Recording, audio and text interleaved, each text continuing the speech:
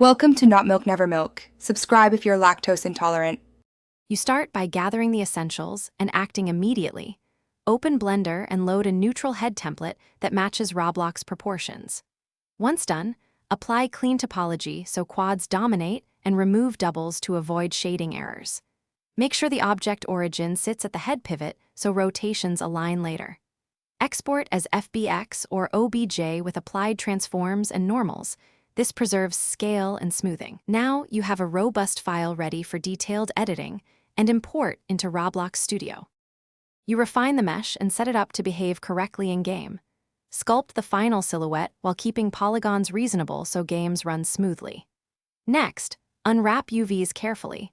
Pack islands to maximize texture space and prevent stretching because texture fidelity matters for faces and details. Then prepare rigging.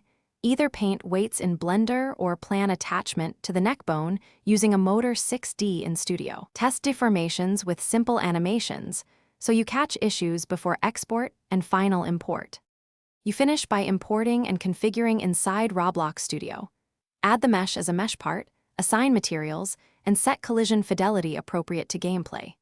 Once imported, attach the mesh to the character root or neck using a Motor 6D and tweak the pivot and orientation so the head moves naturally. Test on different avatar rigs and check headshot and head scale behavior.